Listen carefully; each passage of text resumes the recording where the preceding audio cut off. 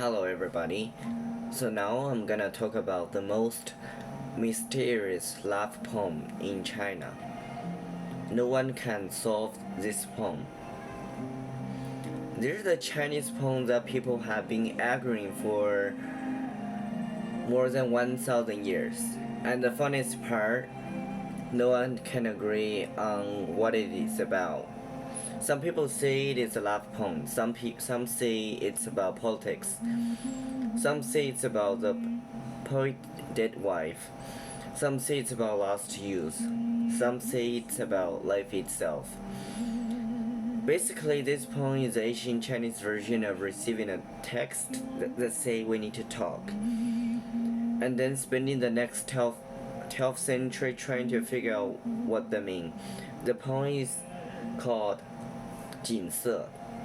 The poet is Shangyin, and if you have never heard of him, here's the simplest way to understand him. Shangyin is the person who says, I'm fine, while obviously not being fine, then write 8 lines so beautiful that nobody can move on. He's the poet of mixed signal, but not cheap mixed signal. Cosmic, elegant, emotionally devastating mixed signal. So here's a poem in a loose translation. The decorated Caesar has 50 strings. Each string reminds me of vanished year. Zhuangzi dreamed he was a butterfly. A dead king turned into a cocoon and cried in spring. Under the moon, pearls in the blue sea have tears. In warm sunlight, jade turned into smoke. Could this feeling wait until it become memory? No, even then I was already lost. If your reaction is what? Perfect. That's a correct first reaction. Because a poem doesn't explain itself. It doesn't say I meet someone. It says here's a Caesar, here's a butterfly, here's a crying bird, here are pearls with tears, here's a jade turning to smoke. Good luck. Li Shangyin doesn't write feeling like a diary. He writes feeling like a dream you woke up from and couldn't fully explain. You remember the color, the atmosphere, the akin. But if someone asks what happened, you suddenly sound insane. That's Li Shangyin. The first image is Caesar, a beautiful musical instrument. In the poem, the Caesar is not just making music, it's making memory. Each string reminds him of a year. That's such a simple idea, but it hurts. Everyone has something like that. A song, a smell, a city street, a photo. A shirt you should have thrown away 5 years ago but somehow still have. One tiny thing touches you and suddenly your whole past start playing music. That's what the Caesar does. It's not an instrument, it's a memory machine. And the cruel thing about memory is that you don't control when it starts playing. You are just living your life, buying coffee, pretending to be emotionally stable, and then one song brings back a whole person. That's the opening of the poem. No once upon a time, more like something touched the string, and my past began again. Then comes the butterfly. This refers to an old Chinese philosophical story. A man named Zhuangzi. I've talked about him already. Zhuangzi dreamed he was a butterfly. When he woke up, he was not sure was he a man who dreamed he was a butterfly or a butterfly now dreaming he was a man. This sounds like philosophy, but in Li Shangyin, it becomes emotional because love and memory often feel exactly like that. After something ends, you start wondering, was that real? Was I happy? Was the person really who I thought they were? Or did I dream the whole thing? This is why the butterfly is perfect. It's beautiful, fragile, it appears for a moment, then it disappears, like youth, like love, like a version of yourself you can return to.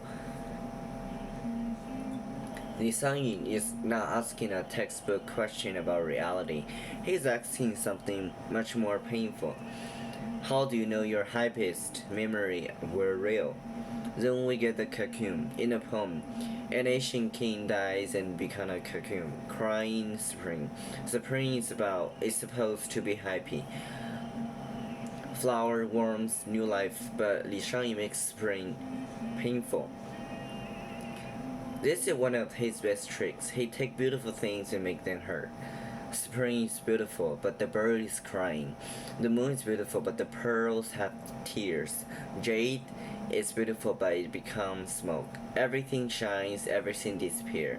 This is not just sadness. This is the feeling of looking at something beautiful and already knowing you can't keep it.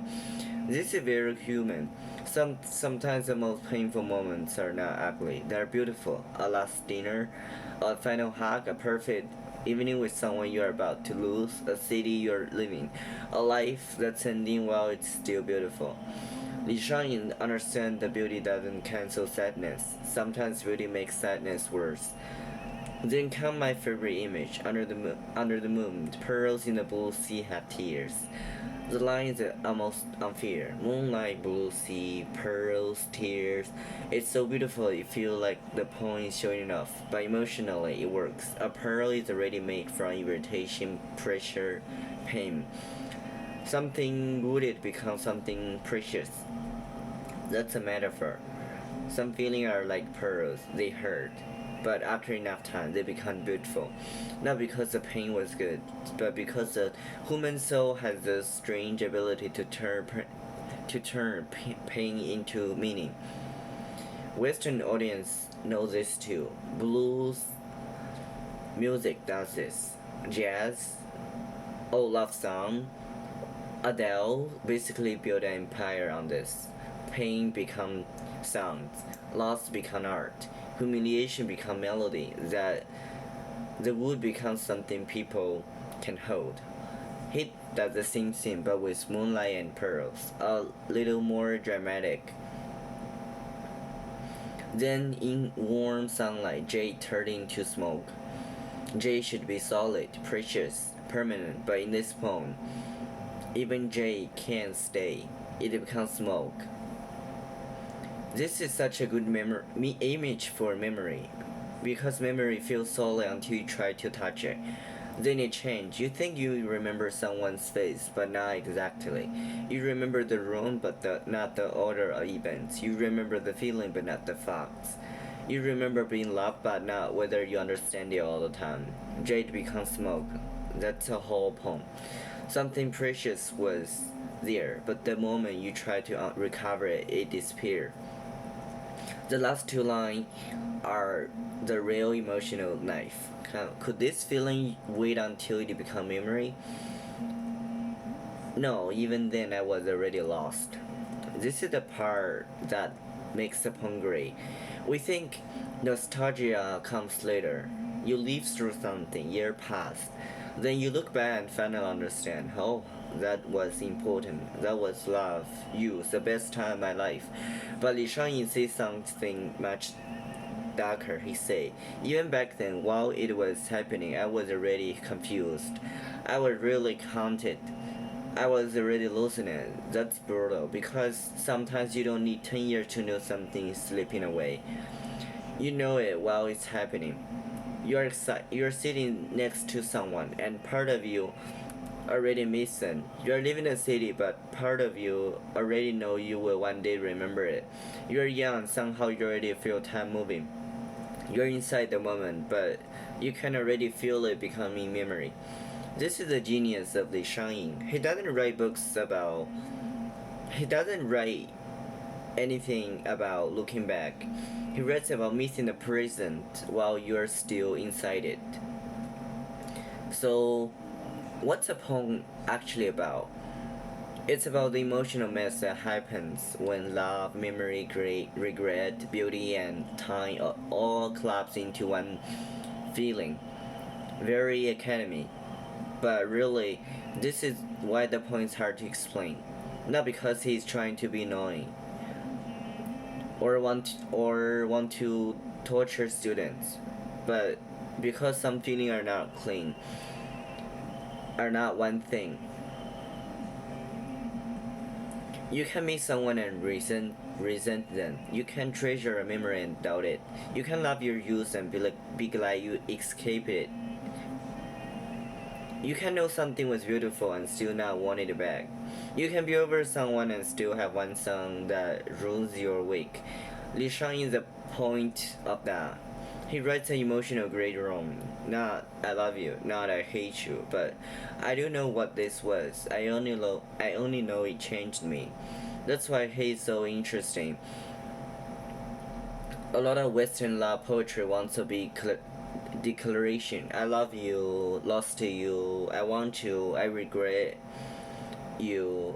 He gave something more slippery. He gave us emotional fog, not because he is empty. He's full. He's too full. Full. He's pointing at a message, it's a mood. Modern people should understand this better than anyone. We live in emotional ambiguity, unreal message, almost a relationship. People who are never officially anything but somehow still ruin your life. Memories that feel more intense than the actual event. A past that keep changing every time you think about it. Li Shangyin would have destroyed Instagram caption. He would not post healing era. He would post pearls cry under the moon in the blue sea. And somehow everyone know exactly who he meant. It's deeper than romance. Li Shangyin reminds us that not everything needs to be solved.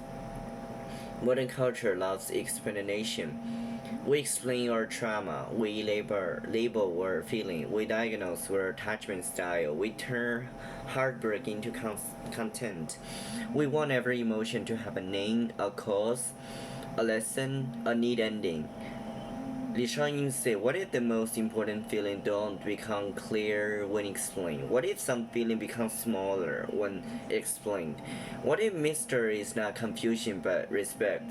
This is why the poem survived. It doesn't give us a story, it gives us an emotional climate. Walk into a room when someone has just left, but the perfume is still there. You don't know the full story, but you feel the absence. That's poetry.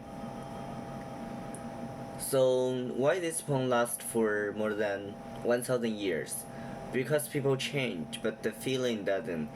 The feeling of looking back, not knowing what to do with your own past. The feeling of remembering something beautiful and painful at the same time. Of not being able to explain why an old image still hurts.